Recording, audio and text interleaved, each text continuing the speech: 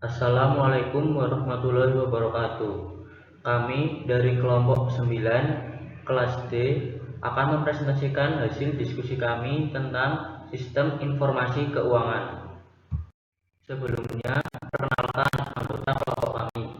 Yang pertama, Naila Fauzia, NIM 168, Henry Nurrohman, NIM 169, Falmedia Khairunisa, NIM 170, dan Elvin Yuda Pratama, NIM 171. Yang pertama, pendahuluan. Para manajer di berbagai area dalam lingkungan perusahaan juga berkepentingan dengan keuangan perusahaan. Pemegang saham perusahaan, anggota masyarakat keuangan, pemerintah, dan pemasok memerlukan informasi yang menjelaskan keadaan keuangan perusahaan. Informasi keuangan juga ditujukan bagi kelompok dan organisasi yang tidak pernah berhubungan langsung dengan perusahaan, seperti analisis surat berharga, pendidik, ekonom, dan calon investor.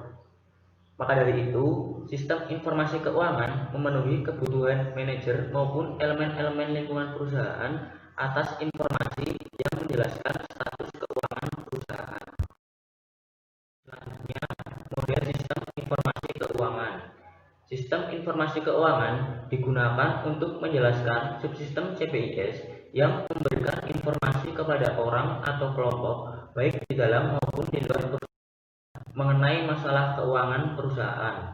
Informasi disajikan dalam bentuk laporan periodik, laporan khusus, hasil dari simulasi matematika, komunikasi elektronik, dan saran dari sistem pakar. Sistem informasi keuangan berisi 3 subsistem input dan 3 subsistem output.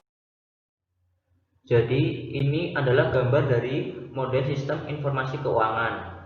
3 sistem input yaitu ada sistem informasi akuntansi, subsistem audit internal, dan subsistem intelijen keuangan. Dan 3 subsistem output itu ada subsistem peramalan, subsistem manajemen dana, dan subsistem pengendalian. Perangkat lunak keuangan siap pakai. Banyak perangkat lunak aplikasi siap pakai pre-runner application software yang dikembangkan untuk area keuangan. Perangkat lunak ini sebagian besar merupakan paket pengolahan data seperti gaji, persediaan, dan piutang. Manajer keuangan dan analisis juga banyak menggunakan spreadsheet elektronik karena baris-baris spreadsheet sangat baik untuk menggambarkan data keuangan dan kolom-kolomnya dapat menggambarkan periode waktu, bulan, atau tahun. Sistem perangkat lunak siap pakai ini memungkinkan perusahaan kecil mencapai pengendalian keuangan yang baik tanpa melakukan investasi dalam staf jasa informasi yang besar. Sistem ini juga digunakan oleh perusahaan besar, sifatnya yang memudahkan pemakai menjadi pendorong utama end user computing. Selanjutnya, sistem informasi akuntansi. Pentingnya data akuntansi. Data akuntansi menyediakan catatan mengenai segala sesuatu yang berhubungan dengan keuangan yang terjadi dalam perusahaan. Catatan dibuat untuk setiap transaksi, menjelaskan apa yang terjadi, kapan terjadinya, siapa yang terlibat, dan berapa banyak uang yang terlibat. SIA merupakan satu-satunya komponen input yang terdapat pada seluruh sistem informasi fungsional. Selanjutnya, subsistem audit internal. Perusahaan yang lebih besar memiliki sendiri staf auditor internal yang melakukan analisis yang sama seperti auditor eksternal, tetapi memiliki lingkup tanggung jawab yang lebih luas. Audit internal dimasukkan sebagai subsistem input dari sistem informasi keuangan karena kemampuannya untuk mengevaluasi dan mempengaruhi operasi perusahaan secara independen dari sudut pandang keuangan. Selanjutnya, jenis-jenis kegiatan audit. Ada 4 jenis dasar kegiatan audit internal.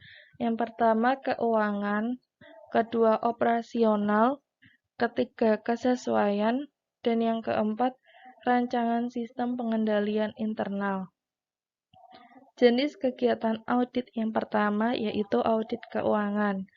Audit keuangan atau financial auditing menguji akurasi catatan perusahaan dan merupakan jenis kegiatan yang dilakukan oleh auditor eksternal. Dalam beberapa penugasan, auditor internal bekerja sama dengan auditor eksternal. Dalam penugasan lain, auditor internal melakukan semua pekerjaan auditnya sendiri. Jenis kegiatan audit yang kedua yaitu audit operasional. Audit operasional atau operational auditing dilakukan bukan untuk menguji akurasi catatan, tetapi untuk memeriksa efektivitas prosedur. Ini merupakan jenis pekerjaan yang dilakukan oleh analisis sistem selama tahap analisis dari siklus hidup sistem. Sistem yang dipelajari hampir semuanya sistem konseptual daripada fisik, tetapi tidak selalu melibatkan pemakaian komputer. Auditor yang bekerja dengan sistem berbasis komputer biasanya disebut EDP atau Electronic Data Processing Auditor. Namun, sebutan ini semakin jarang digunakan karena semakin banyak auditor yang mahir dalam bidang komputer. Pada saat auditor internal melakukan audit operasional, mereka mencari 3 kemampuan dasar sistem. Yang pertama, pengendalian yang memadai. Misalnya, apakah sistem dirancang untuk mencegah, mendeteksi, atau mengoreksi kesalahan? Kedua, efisiensi. Contoh, apakah operasi sistem dilakukan sedemikian rupa sehingga mencapai produktivitas yang terbesar dari sumber daya yang tersedia? Yang ketiga, ketaatan pada kebijakan perusahaan. Misalnya, apakah sistem memungkinkan perusahaan memenuhi tujuannya atau memecahkan permasalahannya dengan cara-cara yang telah ditentukan? Jenis kegiatan audit yang ketiga yaitu audit kesesuaian. Audit kesesuaian sama seperti dengan audit operasional, kecuali bahwa audit kesesuaian berlanjut terus. Misalnya, auditor internal mungkin memilih sejumlah pegawai secara acak dan menyerahkan langsung gaji mereka daripada menggunakan pos perusahaan. Prosedur ini memastikan bahwa nama pada daftar gaji mewakili pegawai yang sebenarnya dan bukan sekedar daftar fiktif yang dibuat oleh penyedia yang tidak jujur yang ingin mendapatkan cek tambahan. Selanjutnya, jenis kegiatan audit yang terakhir yaitu rancangan sistem pengendalian internal. Dalam audit operasional dan audit kesesuaian, auditor internal mempelajari sistem yang ada. Namun, auditor seharusnya tidak menunggu sampai sistem diterapkan untuk melaksanakan pengaruhnya. Auditor internal seharusnya berpartisipasi secara aktif dalam pengembangan sistem. Ada 2 alasan. Yang pertama, biaya memperbaiki kesalahan sistem meningkat secara dramatis seiring berlangsungnya siklus hidup sistem. Alasan yang kedua untuk melibatkan auditor internal dalam pengembangan sistem adalah karena mereka memberikan keahlian yang dapat meningkatkan kualitas sistem. Subsistem intelijen keuangan berusaha mengidentifikasi sumber-sumber terbaik, modal tambahan, dan investasi terbaik bagi kelebihan dana. Untuk mencapai tujuannya, subsistem informasi keuangan mengumpulkan data dan informasi dari pemegang saham dan informasi masyarakat keuangan. Subsistem intelijen keuangan bagi informasi pemegang saham biasanya disebut sebagai Departemen Hubungan Pemegang Saham, ditempatkan pada fungsi keuangan dan bertugas untuk memelihara hubungan komunikasi antar perusahaan dengan pemegang saham. Perantara menyampaikan keluh kesah dan ide dari pemegang saham. Biasanya pemegang saham juga menyampaikan ide kritik dan saran terhadap perusahaan melalui Departemen Hubungan Pemegang Saham ini, lalu departemen ini meneruskan kepada perusahaan yang bersangkutan. Selanjutnya, subsistem intelijen keuangan bagi informasi masyarakat keuangan merupakan kegiatan yang paling berkembang di suatu perusahaan yang berfungsi mengumpulkan informasi yang menjelaskan lingkungan keuangan. Selain itu, jauh sebelum era komputer, manajer dan staf dalam fungsi keuangan masih menggunakan sistem yang mengumpulkan informasi dan menjelaskan lingkungan keuangan. Dua alasan mengapa perusahaan membuat arus informasi seperti ini. Yang pertama, informasi telah tersedia dan terdapat dalam bentuk material, cetakan, dan database yang berisi informasi eksternal dan lingkungan. Selanjutnya, karena manajemen puncak mengenali dampak dari lingkungan ekonomis tersebut, perusahaan ingin tetap waspada terhadap perubahan yang perlu ditindaklanjuti. Selanjutnya, pengaruh lingkungan pada arus uang. Lingkungan berpengaruh secara langsung maupun tidak langsung terhadap arus uang. Sebagai contoh, bank sentral ingin mempercepat arus uang, maka dia akan menurunkan tingkat suku bunga dan begitu pula sebaliknya. Cara masyarakat keuangan seperti bank, lembaga simpan pinjam, dan perusahaan asuransi menanggapi tindakan yang dilakukan bank sentral merupakan pengaruh langsung terhadap nasabah. Perusahaan merasakan ini sebagai pengaruh langsung ketika perusahaan meminjamkan uang atau menginvestasikan kelebihan uang tersebut. Selanjutnya, sistem peramalan. Peramalan atau forecasting merupakan salah satu kegiatan matematis terhadap bisnis. Peramalan ini telah dilakukan bertahun-tahun sebelum komputer ada, menggunakan kalkulator meja yang dapat memungkinkan peramal atau forecaster membuat perhitungan secara lebih cepat dan menyeluruh. Ada 3 faktor yang harus diperhatikan saat akan melakukan peramalan. Yang pertama, objek. Semua objek peramalan berdasarkan dari masa lalu. Dasar terbentuk atau dasar terbaiknya untuk melakukan sebuah peramalan harus berdasarkan dengan masa lalu, yang berfungsinya sebagai bahan pertimbangan dan bahan memperbandingkan hal baik dan hal negatif apa saja yang dapat diteruskan atau tidak dapat dilanjutkan untuk masa yang akan datang. Yang kedua, keputusan. Semua keputusan peramalan itu terdiri dari keputusan semi-struktur. Keputusan peramalan merupakan contoh yang baik dari jenis keputusan semi-struktur yang didukung oleh DSS. Kemudian, peramalan tersebut didasarkan oleh beberapa variabel yang dapat diukur dengan mudah dan beberapa yang tidak dapat diukur. Selanjutnya, teknik. Dalam sistem peramalan, tidak ada teknik peramalan yang sempurna. Sekalipun menggunakan mainframe yang paling canggih, tidak dapat diharapkan untuk memperkirakan masa depan dengan akurasi 100%. Selanjutnya, peramalan jangka pendek dan jangka panjang. Semakin tinggi tingkatan, maka semakin panjang jangkauan perencanaannya. Peramalan jangka menengah dan panjang harus mempertimbangkan berbagai aspek. Sebagai salah satu contoh, peramalan jangka pendek. Peramalan jangka pendek dilakukan oleh area-area fungsional. Sebagai contoh, fungsi pemasaran menggunakan peramalan untuk memperkirakan penjualan di masa mendatang sekitar 1 atau sampai 3 tahun ke depan.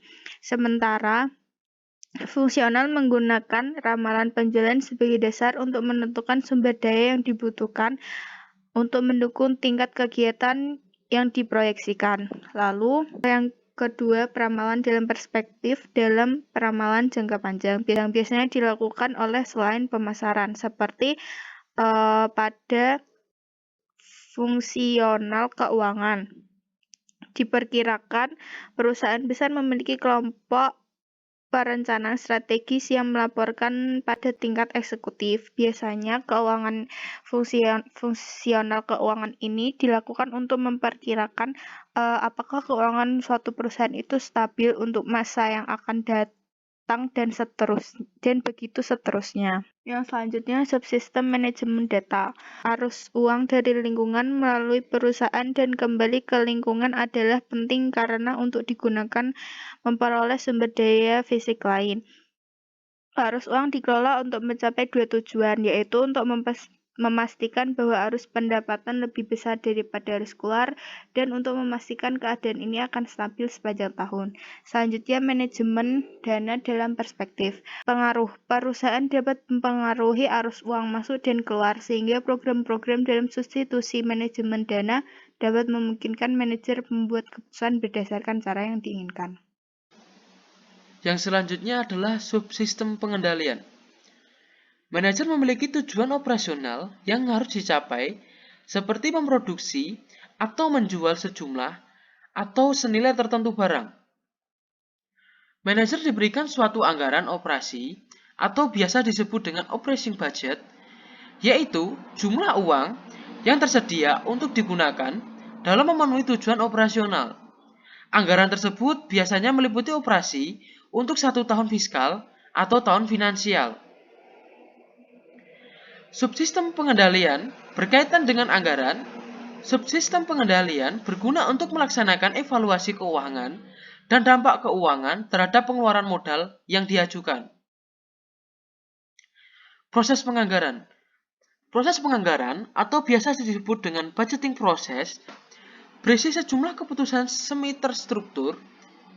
Data pendukung yang diperlukan tersedia dalam bentuk catatan akuntansi historis.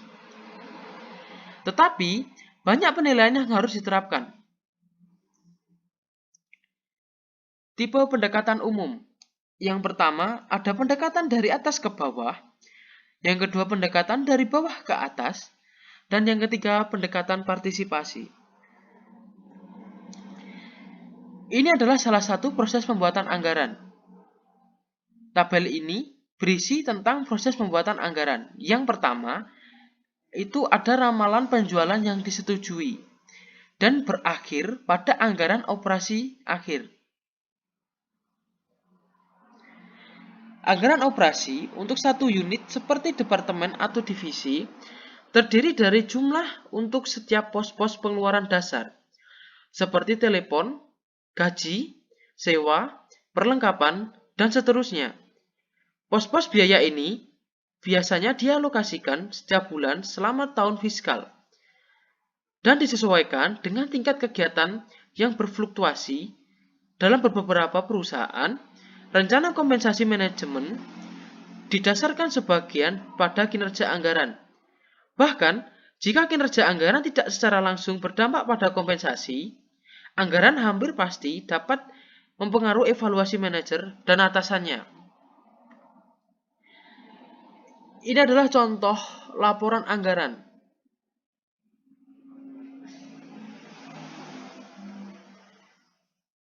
Rasio kinerja.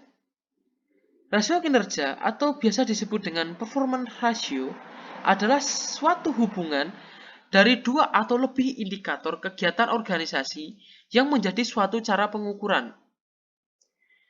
Yang pertama ada rasio lancar. Rasio lancar dapat dihitung melalui aktiva lancar dibagi hutang jangka pendek.